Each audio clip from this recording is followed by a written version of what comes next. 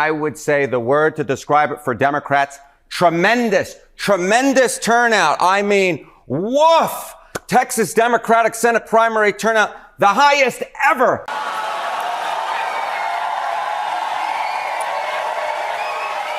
It's no wonder Trump is panic posting all hours of the night about Texas. The numbers should scare him.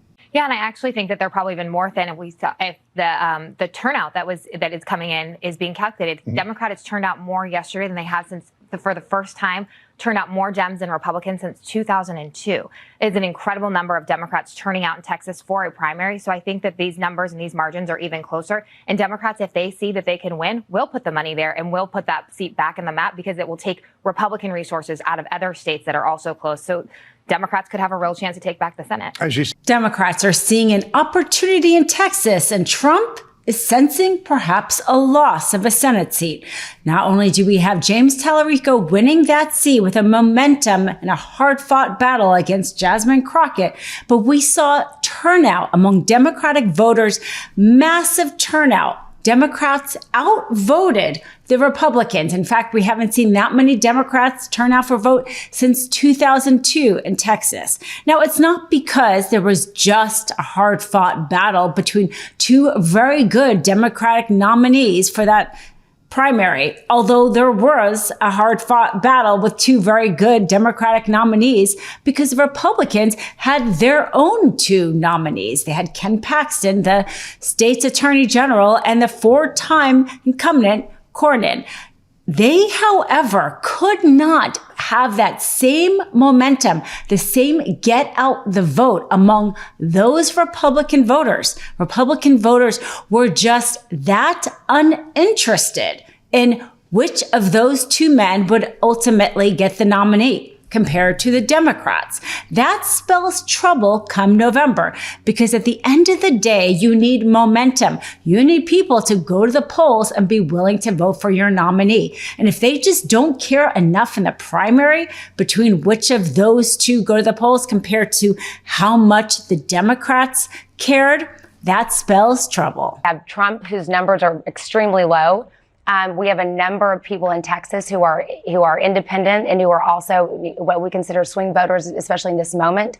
Suburban voters in particular, people are frustrated about the war. They're frustrated about affordability. And then you look at Talarico. I mean, he's got the it factor. He stands almost at the bully pulpit. He can talk about religion and faith in a way that most other Democrats can't.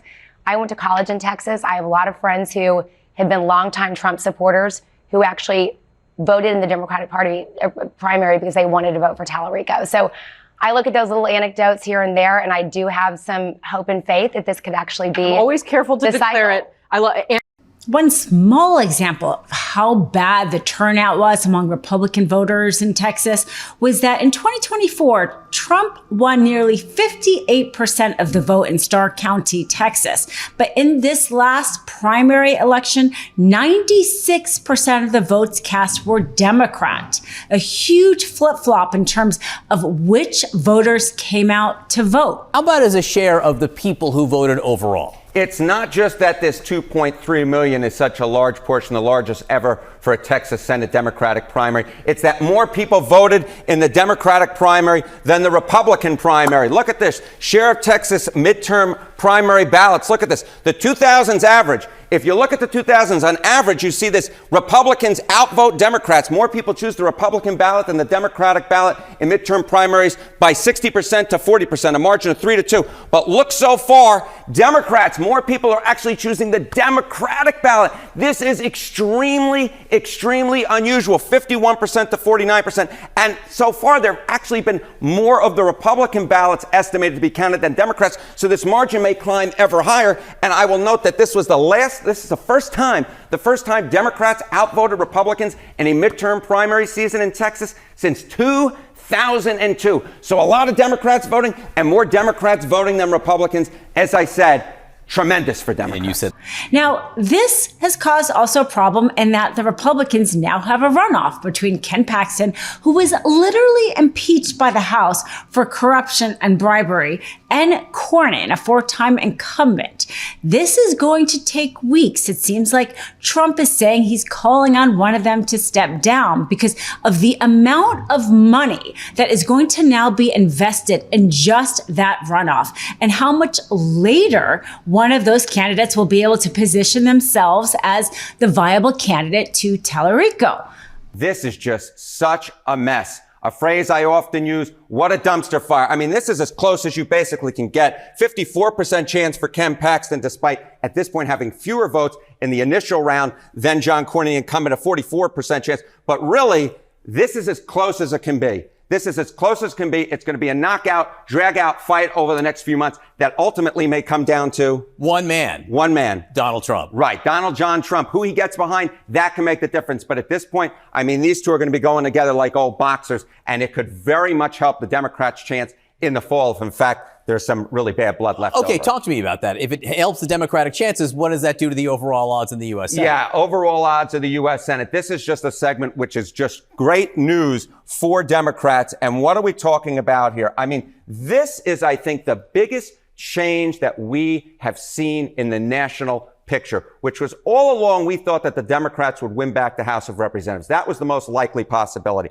But at this point, look at this. Look at the change in odds from a year ago, the chance of winning the Senate. Republicans had an 81% chance a year ago. Look at this. It has fallen through the floor. Now it's just a 56% chance. Democrats' chances way up to a 44% chance. There's a real fight on their hands Republicans have, not just for the House, which they're likely to lose, but for the Senate as well. Democrats, the National Party, I'm sure, is seeing an opportunity here and may very well invest in Texas in order to flip this seat. But let's talk a little bit about that coalition Talarico got. Evidently, it was very similar to the coalition that Mamdani won in New York, despite the fact that they had slightly different focuses. Although really their main focus, even if Mamdani was technically part of the Democrat Socialist Party and Talarico is a Democrat, was the working person and how much healthcare is costing. In fact, Talarico said that Ken Paxton illegally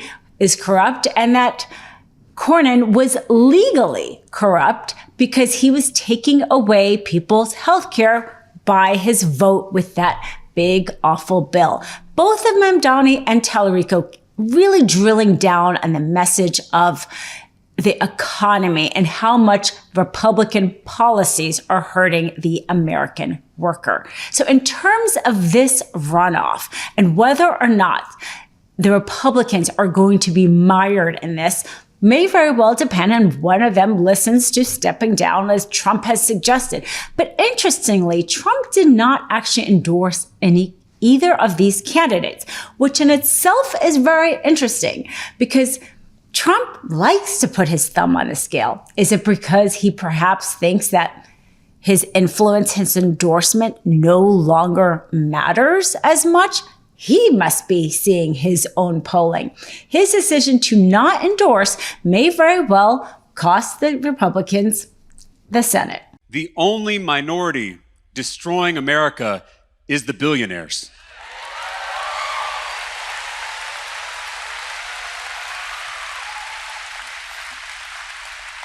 Trans people are 1% of the population. Muslims are 1% of the population. Undocumented people are 1% of the population. We are focused on the wrong 1%.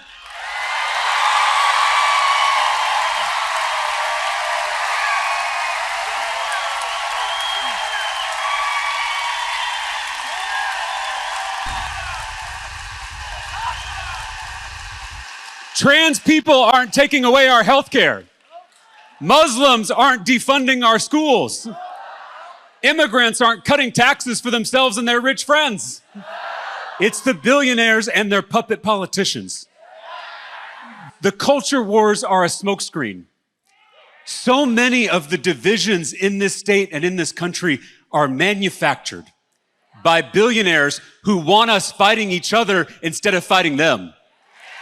They want us They want us looking left and right at our neighbors instead of looking up at them. The biggest divide in our politics is not left versus right, it's top versus bottom. Thanks for watching. Be sure to add the MeidasTouch podcast on Apple Podcasts, Spotify, or wherever you get your podcasts for new updates every single day.